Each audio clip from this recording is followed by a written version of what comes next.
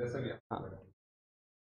Hello everyone, मेरे पिछले दो वीडियो को काफ़ी पसंद किया गया है। आप सभी के रिस्पांस आए, मैसेजेस आए, तो आगे भी हमारा प्रयास है कि इस हिस्ट्री टॉपअप सीरीज़ को हम और अच्छे से प्रेजेंट करें और इतिहास के जो इम्पोर्टेंट टॉपिक्स है, इम्पोर्टेंट घटनाएं हैं, स्रोत है, उन पे ये हमारा सीरीज़ जारी रहेगा। अभी एक छोटा सा अनाउंसमेंट है, हम यहाँ सेकंड पेपर के लिए मैं ही एक लेक्चर प्रोवाइड कर रहा हूँ।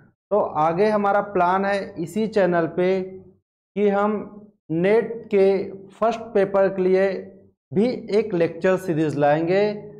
तो एक नेट क्रैक करने के साथ अगर आप JRF प्लान करते हैं तो दोनों पेपर में बैलेंस होना बहुत ज़रूरी है। तो वही हमारा प्रयास है कि आप जो भी आपका टारगेट हो, चाहे नेट या JRF, दोनों के फुलफिलमेंट के लिए दोनों पेपर की तैयारी बहुत इम्पोर्टेंट है। तो आइए शुरू करते हैं आज का टॉपिक। आज हमने रखा है इतिहास का साहित्यिक स्रोत। पिछले जो टॉपिक जो रहा है, दो, प्रयाग प्रशस्ति और जूनागढ़ अभिलेख, वो इतिहास का पुरातात्विक स्रोत है। साहित्यिक स्रोत में आज टॉपिक है अब्दुल मलिक इसामी का रचना है फुतुह-उस सलातीन। तो इसमें देखेंगे कि इन्होंने ये जो लेखन किए हैं किस प्रकार की विषय वस्तु है और तत्कालिक जो भारत है, जो दिल्ली सल्तनत का काल है, तो उस समय इनका लेखन का किस प्रकार से इन्होंने प्रयोग किया है और क्या क्या विवरण इसमें मिलता है।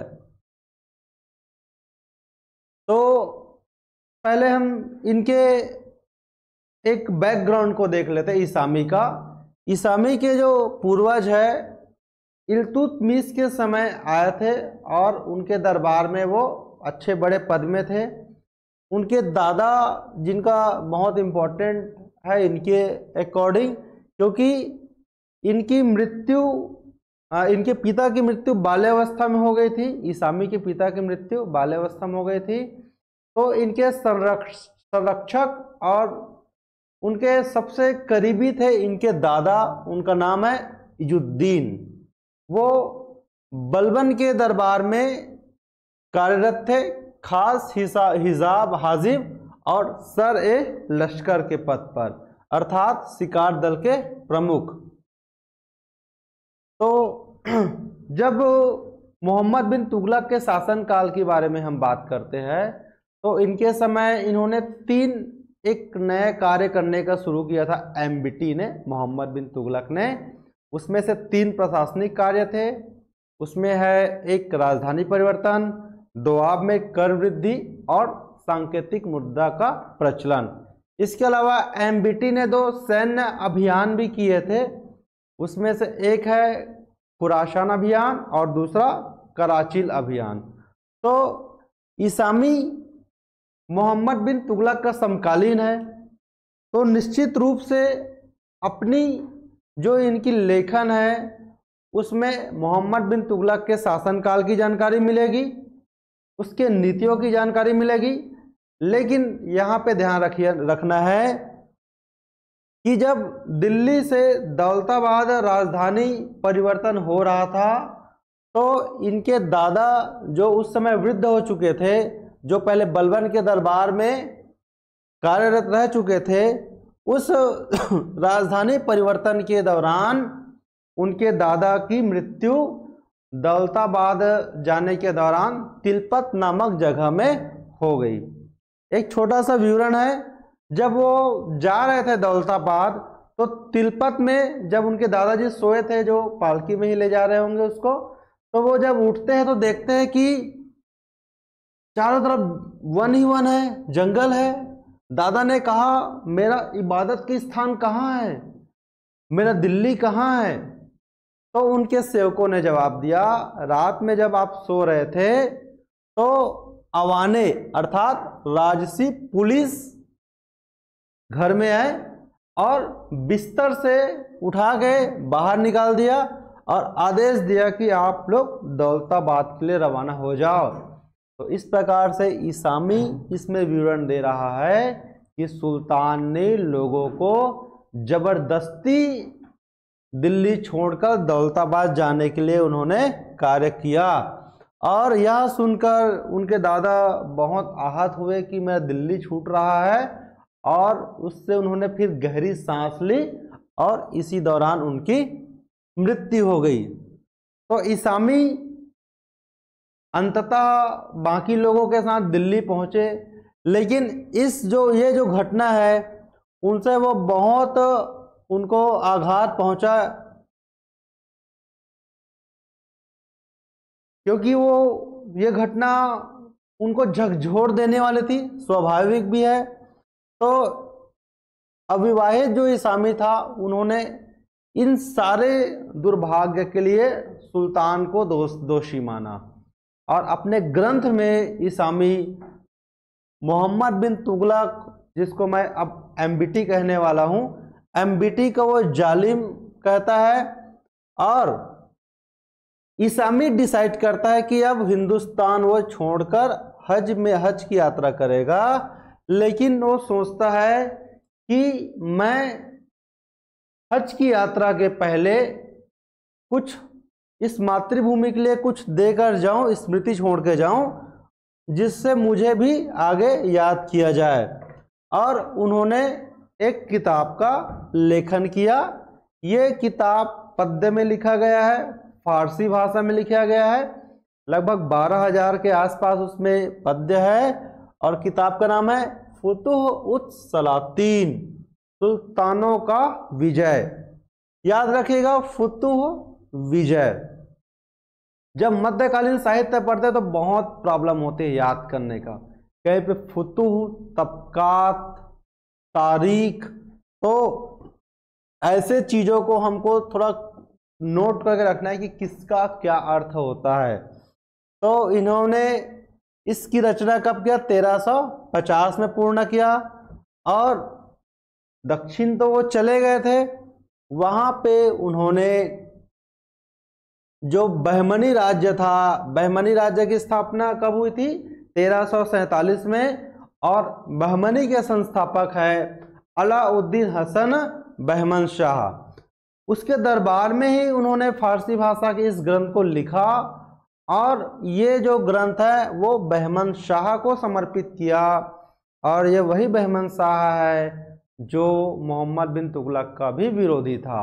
मोहम्मद बिन तुगलक के समय भारत के दक्षिण क्षेत्र में बहुत विद्रोह हुए, 27 विद्रोह दक्षिण में हुए, और टोटल 34 विद्रोह हुए मोहम्मद बिन तुगलक की नीतियों के कारण या उनसे और किसी राजनीतिक संबंधों के कारण। तो इसामी इसी अवधि में बहमनी शासक के पास गए, जो उसके संस्थापक जो हसन गंगू थे, बाद में बहमन शाह नाम हुए। और प्रांतीय राज्यों का उदय मोहम्मद बिन तुगलक के समय हुआ। विजयनगर की स्थापना किया तुंगभद्रा नदी के तट पे हरिहर बुक्कर ने 1336 में। तो इसामी के इस किताब में कहाँ से कहाँ तक का वर्णन है? तो इनके इस किताब में वर्णन है महमूद गजनवी के आक्रमणों से लेकर मोहम्मद बिन तुगलक के शासनकाल के 1349-50 ईस्वी तक की घटनाओं का वर्णन है, और ये पद्यात्मक है। इसामी की इस जो ग्रंथ है, तो इसकी एक विशेषता है कि ये जो नासरुद्दीन महमूद है और फिरोज शाह, तो उसकी जो लेखक है तारीख फिरोज शाही की लेखक है बर्नी, और मिन्हाज के किताब है तबकात नासिरी। दोनों के किताब का कुछ कंटेंट लिखा जाना बाकी था, इनका कार्य बीच में एक गैप था, उस गैप का अच्छे से भरने का कार्य वो तो उस सलातीन से होता है, जो उस समय मोहम्मद बिन तुगलक और उसके पहले के जो शासक है अलाउद्दीन खिलजी का भी, और नासरुद्दीन महमूद से लेके और मोहम्मद गजनवी के आक्रमणों का सारा विवरण को, वो गैप को फिल करता है। मीन्स ये उस समय के इतिहास को जानने का एक बहुत महत्वपूर्ण स्रोत है। तो उस सलातीन में एक विशेष वर्णन है प्रांतीय राजवंशों के इतिहास को जानने का। इनके समय जो नए नए प्रांतीय वंश उभरे उसकी जानकारी इन्होंने दिया है, और इन्होंने उन परिस्थितियों का वर्णन किया है जब बहमनी साम्राज्य की नींव पड़ी। और इसामी कहता है कि जो मोहम्मद बिन तुगलक का जो राजधानी परिवर्तन है वो मुसलमान वर्ग का सर्वनाश करने के लिए किया गया था, यानी कि एक प्रकार से इसको मुसलमानों का के लिए गलत बताया गया है। और एक वर्णन करते हैं ये राजधानी परिवर्तन के बारे में, बहुत इंपॉर्टेंट है। सभी लोगों को रोते पीटते ये अपने घर छोड़ने के लिए इन्होंने बाध्य किया। प्रत्येक पड़ाव पर वहां पे लोग मरने लगे, जगह जगह मजारें बनने लगी, और मृतकों के अतिरिक्त वहां पे हमको कुछ नहीं दिखता। तो इन्होंने सुल्तान जो एम्बिटी है को बुद्धिमान मूर्ख कहा है, यहाँ तक कि और खराब वर्ड का यूज किया है, नीच, कमीना, दूसरा, द्वितीय, यजीद, ऐसा कह के उन्होंने संबोधित किया है। और उस समय जो दक्कन क्षेत्र में जो विद्रोह हुआ उसके लिए भी वो उसकी समर्थन करते हैं कि विद्रोह हुआ ठीक हुआ, क्योंकि शासक की नीतियां ही गलत है। इस प्रकार से इस सुल्तान ने जो है एक संपन्न भूमि पे इन्होंने अकाल उत्पन्न कर दिया, और वो कहते हैं एक प्रकार से लोगों को प्रेरित करते हैं सभी संगठित होकर अगर विद्रोह करे तो इसका सिर मिट्टी में मिल जाएगा। इसके अलावा इसामी सांकेतिक मुद्रा का भी वर्णन करते हुए कहता है कि ये जो कार्य है सांकेतिक मुद्रा का प्रचलन वो भी इस्लाम के अनुयायियों को नष्ट करने के लिए किया गया है। इस प्रकार से ये एम्बिटी को इस्लाम का विरोधी बताता है। इसामी दो चीजों का और अच्छे से उल्लेख करता है, एक है हिंदुस्तान और दूसरा है अलाउद्दीन खिलजी। दोनों के बारे में पहले हम देखते हैं हिंदुस्तान के बारे में इन्होंने क्या लिखा है। ये समृद्धि है महान उसकी जिसे कहते हैं मुल्क हिंदुस्तान, वह उद्यान जिससे करता है रश्क फिरदौस भी, यानी हिंदुस्तान वह स्थान है जिससे स्वर्ग को भी ईर्ष्या होती है। धरा वधु के रूपाभूषण से इसकी सीमाएं जैसे किसी मनमोहित दुल्हन के चेहरे पर तिल हो। इस प्रकार से ये हिंदुस्तान की सुंदरता और संपन्नता का वर्णन करते हैं। और इसामी को हिंदुस्तान से प्रेम था और वो हिंदुस्तान को अपनी मातृभूमि मान के ये ग्रंथ उन्होंने लिखा भी है। हिंदुस्तान के बारे में आगे कहते हैं यहाँ चारों फसलों की वायु स्वर्ग की वायु के समान है, पग पग पर यहाँ नहरें बहती है जिसका जल आबे हयात के समान है, उसकी पतझड़ से बहार का जन्म होता है। इस प्रकार से ये उस समय भारत में जो मौसम रहा है, जो जलवायु रहता है उसका भी वर्णन किया है। और कहते हैं जब कोई यात्री हिंदुस्तान आता है तो यहाँ से वो आगे जाना नहीं चाहता, यहीं बस जाना चाहता है। आगे वो दो कार्य और दो चीज़ों का वर्णन और करता है, एक अलाउद्दीन खिलजी का और दूसरे का एम्बिटी का। खिलजी की वो तारीफ करता है और मोहम्मद बिन तुगलक का वो निंदा करता है। कहते हैं दोनों मोहम्मद है, एक ने सुख पहुंचाया, एक ने अधिकार जमाया, तो दूसरे ने दुख पहुंचाया और उसको खो दिए। और ये एम्बिटी के समय हुए विद्रोहों का ये एक प्रकार से समर्थन भी करते हैं। तो इस प्रकार से जब हम इतिहास पढ़ते हैं तो हमें ध्यान में ये रखना चाहिए कि जो लेखक है वो किस प्रकार की भावना से इतिहास लिख रहा है, शासक से उनका क्या संबंध है, तो हमें और अच्छी समझ मिलेगी और जब हम एक साहित्य को पढ़ते हैं ऐसे अच्छे से शासक के संबंध को जोड़ के, तो हमको दूसरे या तीसरे साहित्य को पढ़ने में बहुत इजी जाएगा और हमारा कॉन्सेप्ट बहुत स्ट्रांग होगा। जैसे मोहम्मद बिन तुगलक का अगर इससे संबंध अच्छा रहता इसामी का, तो उसकी तारीफ करता। मोहम्मद बिन तुगलक के समय इनका अगर कोई अच्छा साथी टाइप का व्यक्ति इतिहास लिखता, तो आज हो सकता है हम अकबर से इसको महान बोलते। जैसे अकबर के समय जो थे अबुल फजल, अकबर से उनका बहुत अच्छा संबंध था। अकबर के राजत्व का सिद्धांत के प्रतिपादक अबुल फजल ही है।